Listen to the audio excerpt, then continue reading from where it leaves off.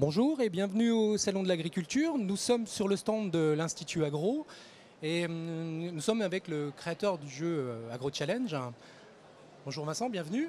Bonjour, alors nous sommes plusieurs créateurs, mais j'en fais Ouais, partie. c'est vrai. Vincent, vous êtes donc le co-créateur. Est-ce que vous pouvez nous présenter un petit peu, vous dire qui vous êtes et ce que vous faites un petit peu avant de faire ce jeu? Avec plaisir, donc moi je suis enseignant en économie au lycée agricole d'Albi dans le Tarn, agronome de formation. J'enseigne aussi à l'Institut universitaire Champollion, formation de licence professionnelle sur la gestion de projets énergie-climat. Et par ailleurs, je suis référent avec d'autres collègues, d'autres établissements pour appuyer les lycées agricoles dans la mission de coopération internationale. Et donc dans ce cadre-là, nous proposons beaucoup de formations, nous partageons des outils et des ressources pour accompagner la mobilité internationale et développer des projets d'éducation à la citoyenneté avec une dimension internationale. Et donc dans ce cadre-là, en 2015, avec des partenaires brésiliens, c'était en France, nous avons posé les premières pierres de cet outil que vous avez devant vos yeux aujourd'hui. D'accord, donc ouais, là, un jeu sérieux donc. Et, Exactement, un serious game, un jeu sérieux. un jeu donc sur l'écologie, donc avec plusieurs partenaires, disponible en 5 langues, hein, c'est ça? Oui, donc l'histoire a commencé en 2015. Et aujourd'hui, à votre stand au Salon de l'Agriculture et chez Educagri Édition, on peut retrouver Agro Challenge qui est aujourd'hui disponible en 5 langues. Donc au départ, on est parti avec le français, bien sûr. On a fait une deuxième série parce que le jeu a eu pas mal de succès. En anglais, en allemand, en espagnol et puis en portugais parce que nous avons beaucoup de partenaires à l'étranger, notamment au Portugal et au Brésil. Et donc ce jeu, pour vous expliquer un petit peu qui a collaboré, donc j'ai dit que j'étais co-créateur. En fait, le créateur original, celui qui a les droits, on va dire, sur le jeu, c'est Quentin Volo, qui est un designer de la région de Lille, qui travaille sur beaucoup de projets différents, des objets pour des grandes compagnies, mais c'est lui qui avait été à l'initiative de cet atelier dans le cadre d'un forum franco-brésilien de l'enseignement agricole. D'où le Brésil et les versions portugaises et brésiliennes. Exactement. Et donc les jeunes français et brésiliens, c'était sur l'agroécologie, devaient partager quels étaient les problèmes communs pour l'agriculture dans leur pays, et puis quels étaient les principaux leviers agroécologiques qu'ils voyaient. Et donc avec eux, sur une après-midi, ils ont créé, au départ ça ressemblait plus à un puzzle, des problèmes, des solutions, ils ont dû créer aussi les logos. L'histoire est partie de cet atelier-là. Et puis on s'est dit que c'était une super idée. On avait un petit peu de budget, on s'est dit on va essayer d'aller jusqu'au bout. Et l'idée c'était de créer un véritable outil pédagogique, un jeu sérieux, pour faire prendre conscience et faire connaître le concept d'agroécologie. D'accord. Et donc dans les partenaires qui ont contribué à ce jeu, mais ça permet aussi d'expliquer quel est le fond scientifique, comment on s'y est pris. Il y avait des designers qui à l'origine aujourd'hui des logos, des graphismes qui illustrent ce jeu, qui sont très appréciés. C'est un objet très joli aussi ce jeu. On avait l'INRAE avec notamment Michel Duru, chercheur reconnu dans le monde de l'agroécologie, qui nous a permis de valider toutes les combinaisons scientifiques de ce jeu. Vous verrez tout à l'heure le principe. Ensuite, nous on a apporté la partie pédagogique, on est enseignant, et il fallait que ça marche par rapport à nos objectifs pédagogiques. Ça marche avec une classe. Voilà, et puis après on a rajouté d'autres partenaires, par exemple des joueurs, des spécialistes du jeu, qui nous ont permis de rendre ce jeu, on va dire, vivant et apprécié des élèves, c'était notre public cible. Et ensuite on avait des partenaires financiers, des personnes qui nous ont aidés à traduire. Et pour les versions en langue étrangère, beaucoup de partenaires enseignants d'agronomie de beaucoup de pays du monde. D'accord, très international donc.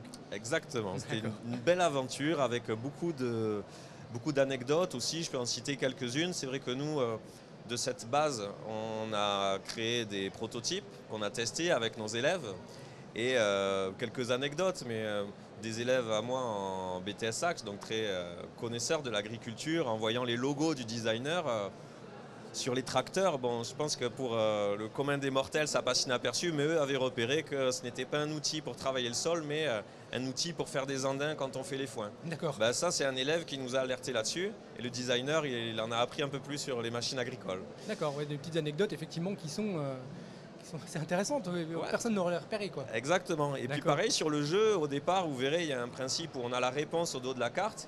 Et nous, ce qu'on voulait, c'est que les élèves, ils participent, ils essayent de convaincre les autres camarades pour obtenir des points. Vous verrez comment ça marche.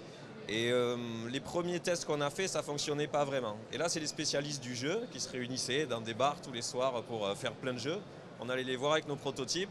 Ils nous ont dit fais un système de vote où au bout de 3 erreurs, tu arrêtes de compter. Et ces petites astuces nous ont permis de rendre le jeu vraiment efficace. Et là, on a atteint nos objectifs. Mais c'est les joueurs là qui nous ont donné ces astuces-là. D'accord. Et du coup, le développement, toute cette mise en place du jeu, ça vous a pris à peu près combien de temps?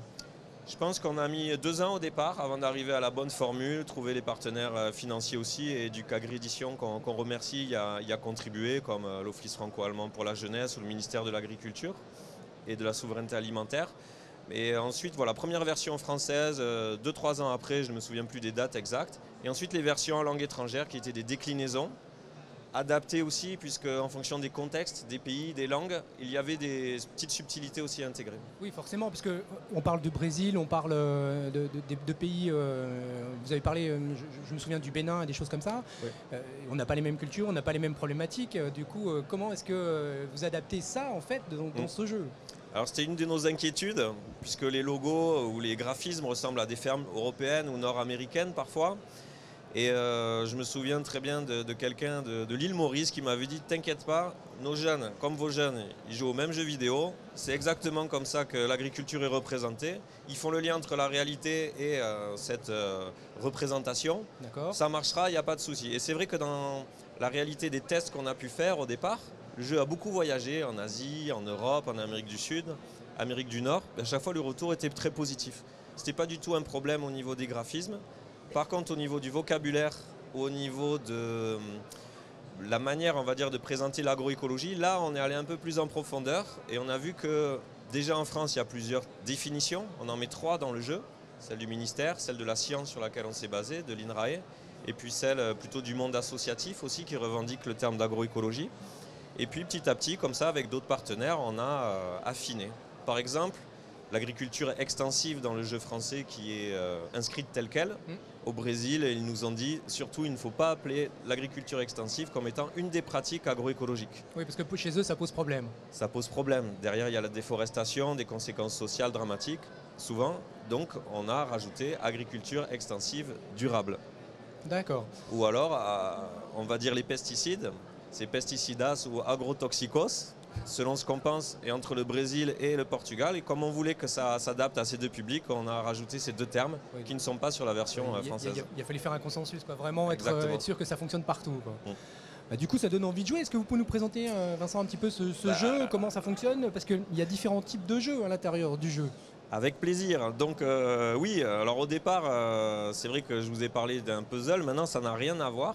Le principe de base est le suivant. Et donc, dans le jeu et dans le livret, on a 6 modes de jeu qui sont présentés. Et sur le site dont on parlera tout à l'heure, vous avez 3 modes de jeu qui sont présentés en vidéo également.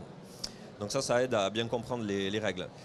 Donc le principe de base, c'est qu'avec ce chercheur à l'INRAE, là, Michel Duru, qu'on remercie encore, nous avons identifié 21 problèmes qui touchent le monde agricole, le monde rural, les systèmes alimentaires en général. Il y en a beaucoup d'autres, mais on a limité, on va dire, la liste à 21. C'est limité à 21. Et pareil au niveau des leviers agroécologiques. Donc ce n'est pas des solutions miracles, ça c'est ce qu'on apprend en s'intéressant à ce concept-là. C'est un ensemble de solutions, de leviers qui contribuent en partie pour éviter, réduire, solutionner un problème. Donc 21 cartes rouges, 21 cartes bleues. Sur chaque carte, vous avez des informations importantes, donc le visuel, très joli, mais qui donne des informations aussi. Par exemple, en problématique, ici, on a sorti 4 cartes. Réchauffement climatique, isolement des agriculteurs, pesticides et santé humaine, perte de la biodiversité des sols. Donc 4 exemples parmi 21 autres problèmes que nous avons, on va dire, retenus dans la sélection de cartes. Et parmi les leviers, l'association culture-élevage, l'agroforesterie, la valorisation énergétique de la biomasse ou encore les bandes enherbées. Et donc le principe du jeu, là, ça ressemble au premier mode de jeu qu'on a appelé AgroMind. D'accord.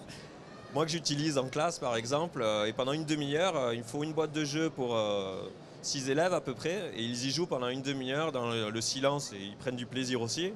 Et on va dire que c'est une séquence pour l'enseignant, c'est pas très fatigant. Et au contraire, ils apprennent beaucoup, donc ça on aime bien. C'est bien de se préserver aussi pour la suite. Et donc le principe, c'est de regarder la deuxième information, à savoir les chiffres. Et donc sur les cartes problèmes, Il y a des cartes à 1 point, des cartes à 7 points, à 3 points. Les cartes à 1 point, c'est les cartes qui vont, dans le jeu, avoir le plus de leviers qui contribuent à résolver ce problème. Les cartes à 7 points, il y en a moins. Il y en a moins parce que dans le jeu, il y en a moins. Dans la réalité, il peut y en avoir beaucoup d'autres. D'accord. Mais ça veut dire que c'est plus rare et donc c'est plus difficile à solutionner. Donc plus de points, logique. Donc on va faire un test. On va faire un test. Je ne sais pas si je vais réussir. Donc mais on par va faire un exemple, test. réchauffement climatique. Donc là, l'idée, c'est de trouver des pratiques agroécologiques, des actions qui vont permettre d'atténuer le réchauffement climatique, c'est-à-dire de moins émettre de gaz à effet de serre. Donc moi, je mettrais l'agroforesterie, par exemple, Donc l'agroforesterie, sur cette carte-là. ok. Moi, j'aurais mis aussi celle-ci, par exemple, valorisation énergétique de la biomasse. On peut en mettre plusieurs. Et on va voir après que, notamment avec d'autres modes de jeu, ça saute aux yeux. On voit qu'il y a, notamment pour les cartes à 1 point, plus de 12 leviers qui peuvent contribuer à réduire ce problème. Alors, si je prends par exemple celle-ci, il va falloir que j'arrive à vous convaincre. Donc on le fait comme ça. On le fait comme ça. Donc valorisation énergétique de la biomasse, donc ça se passe comme ça. Si on est avec 6 autres joueurs, on va jouer à 2 en binôme par exemple. On va se concerter, c'est quoi l'argument massu pour vous convaincre de nous dire qu'effectivement c'est une bonne combinaison. Eh bien moi je pense qu'en utilisant les effluents d'élevage plutôt que de les laisser à l'air libre et de récupérer notamment le méthane via des méthaniseurs pour l'injecter dans le réseau et faire en sorte qu'on utilise ce méthane, ce biogaz pour différentes utilisations, ça permet de se passer d'énergies fossiles qui émettent beaucoup de gaz à effet de serre. Est-ce que je vous ai convaincu?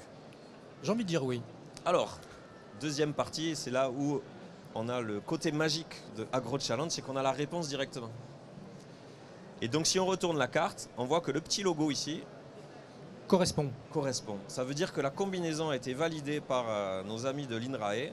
Et donc, en général, ils admettent que cette combinaison, effectivement, est, on va dire, acceptée par la communauté scientifique. Donc, il y a plus de 12... Alors, c'est sur cette carte-là, je me trompe.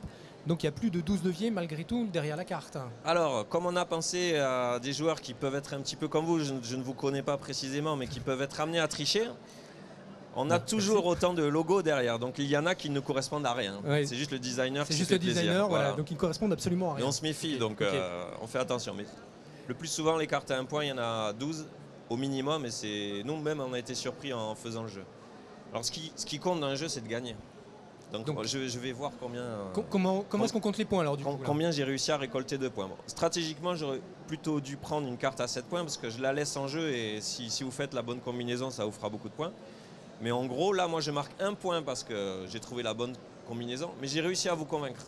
D'accord. Donc, je marque 1 point en plus. Okay. Donc, moi, j'ai 2 points. Okay. Mais comme vous m'avez suivi sur ma combinaison, vous avez trouvé aussi un peu indirectement la bonne réponse. Donc, vous avez 1 point. D'accord, ok. Donc, ensuite, on enlève les cartes. Okay. On en rajoute 2 autres. Okay. Et la partie continue. Et ainsi de suite. Donc, ça, c'est le mode de jeu, moi, que je privilégie pour découvrir les cartes.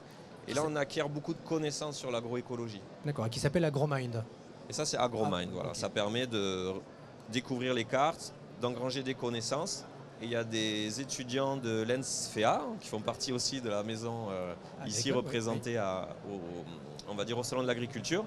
Et ils ont fait un test avant un jeu, quel mot vous associez à l'agroécologie, et après le jeu. Et c'était le double de mots qui étaient intégrés. Rien que grâce à cette séance de jeu. Rien qu'avec le jeu. Parce qu'on ne pense pas forcément aux légumineuses, on ne pense pas forcément aux entrées économiques, sociales aussi qu'intègre l'agroécologie. Donc ça, c'est le premier mode de jeu, AgroMind, facile à mettre en place, facile à animer aussi pour les collègues. C'est vrai que les jeux, des fois, ça fait peur. On se dit, il faut être dans une posture d'animateur, ça dépend des groupes. Tout le monde n'est pas forcément à l'aise. Ouais, il faut l'apprendre avant, il faut bien l'appréhender pour justement pouvoir jouer. Mais ça, c'est un jeu qui est assez facile à animer et on est assez à l'aise, on va dire, pour le prendre en main. D'accord. Donc une fois moi que j'ai fait cette séance-là, j'aime bien... Donc là, on est un peu en compétition quand même, au sein d'une table. Et si vous avez plusieurs tables de jeu, si vous avez une classe, c'est 20, 30 élèves, il faut plusieurs boîtes de jeu, plusieurs tables. Et après, on va faire une séquence d'AgroFun. Donc AgroFun, je vous invite à regarder aussi la vidéo sur le site agrochallenge.com où vous avez les règles expliquées en détail, en vidéo. Et donc là, on donne toutes les cartes problèmes. La table les aligne sur la leur table tous les problèmes, donc 21 Donc problèmes. les 21 problèmes. On leur donne le tas de solutions, donc ils les ont déjà vus avant, donc ils savent il y a certaines Oui, ils le connaissent déjà combinaisons qui fonctionnent. Et là on leur laisse 2 minutes si vous êtes méchant, 5 minutes si vous êtes gentil. Et là vous êtes en coopération à votre table, vous devez recouvrir chaque carte rouge par une carte bleue. Et une seule. Une seule. Et donc au bout de 5 minutes, on siffle la fin de la partie. D'accord. Et là, on envoie des maîtres de cérémonie compter scrupuleusement les combinaisons qui fonctionnent. Mais au bout de 2 erreurs, on arrête de compter. Et les élèves, là aussi, avec les joueurs, ont remarqué qu'il n'y avait plus d'intérêt ou d'apprentissage une fois que la partie était finie. Et eux nous ont dit, bah, vous demandez aux joueurs de choisir celle qu'on valide en premier. Et au bout de 2 erreurs, on arrête de compter. Ce qui fait que même quand on compte, ils continuent à réfléchir. Et nous, en tant qu'enseignants, derrière, on voit les combinaisons qui leur ont posé problème. Et c'est sur celle-là qu'on s'arrête par la suite. D'accord. Et ce serait là après que vous débattez et que vous revenez en classe? Voilà. Bon, après, ça dépend le temps que vous avez. Hein, mais ce qui est très, on va dire, pratiqué par les collègues, c'est les fameuses séances de pluri. Pour ceux qui ne connaissent pas, c'est des séances souvent de 2-3 heures où on est des enseignants de différentes matières, professeurs d'économie, d'agronomie, de zootechnie, d'enseignement socio-culturel. Et quand vous êtes 3 heures avec la même classe, ça c'est le jeu idéal. Moi j'en connais beaucoup qui font toute la séance avec Agro Challenge. C'est une fois par an. Ils jouent, ils font les modes de débrief et ensuite ils passent sur une autre activité pour approfondir certaines connaissances. D'accord. Okay. Et donc un des modes de jeu que je peux aussi vous présenter pour terminer aujourd'hui. Donc ça, on joue. Ça dure à peu près 1 heure. Ensuite, ce qui est intéressant, c'est de repérer les cartes où c'était moins facile à comprendre, où il y a eu plus d'erreurs. Et à ce moment-là, on peut faire un autre mode de jeu qui s'appelle Agro Quiz. On va donner les cartes problèmes qui ont posé un petit peu de difficulté à certains joueurs, ou ça peut être vous en tant qu'enseignant par exemple. Et toutes les cartes solutions, vous les distribuez à toute la classe. Qui est-ce qui pense qu'avec sa carte, il peut répondre à la carte réchauffement climatique? Et là, visuellement, on voit que beaucoup de cartes peuvent y répondre. Et ensuite, nous, on leur dit, il y avait aussi celle-là, celle-là, celle-là. Parce que dans le livret, vous avez toutes les définitions. Oui, à la fin du tirées livret, souvent du Dico de l'agroécologie, qui est vraiment excellent, que je recommande, du l'INRAE de Toulouse. Et donc là, ça permet vraiment visuellement de prendre conscience du concept de l'agroécologie. Et nous, ce qu'on nous avait dit on va dire dans la recherche en pédagogie, c'est que c'était un des verrous de compréhension de l'agroécologie, cette dimension systémique. Parce que souvent, c'est un problème, une solution chimique par exemple. Et là, ça permet vraiment d'en prendre conscience. Tous ces leviers. Et le jeu Agro Challenge, moi je trouve que c'est un des points forts de ce jeu, c'est d'aider à cette prise de conscience. D'accord, ouais. Donc ça permet d'ouvrir un petit peu les consciences et de se dire que finalement, il n'y a peut-être pas que les pesticides. Oui et non. Après, on le verra, hein, mais derrière, ça c'est le jeu. Le jeu, ça simplifie la réalité, c'est normal. Et après, il y a des conditions pour que ça marche. Mais ce jeu, je trouve, il permet quand même de prendre conscience de cette dimension systémique, aussi de la dimension qui sort de l'agronomie pure. C'est l'agronomie, de la zootechnie, une approche économique, sociale, territoriale, à moyen, à long terme des fois. Donc ça, c'est très important. Et puis nous, pour des séances de pluri, c'est vraiment très très adapté puisque voilà, des collègues en agronomie peuvent apporter beaucoup de choses, mais aussi les collègues en économie. Il y a des cartes qu'on n'a pas présentées ici. On parle des prix agricoles, volatiles. Bon, ben ça permet de nourrir, on va dire, un cours avec plusieurs approches. Oui, c'est la porte d'entrée en fait pour la suite. Alors c'est intéressant que vous me disiez ça, puisque dans la recherche qui avait été faite avec des stagiaires de l'ENSFEA, certains disaient qu'ils l'utilisaient en début de cours. Et ça leur avait permis de voir que les élèves ils étaient intéressés par la thématique des semences. Et donc ils ont approfondi cette thématique. Et puis une autre collègue qui avait travaillé dessus avec des BTS APV, elle l'utilisait plutôt en bilan, en session un peu de fin de cours, justement pour faire le lien avec tout ce qui avait été vu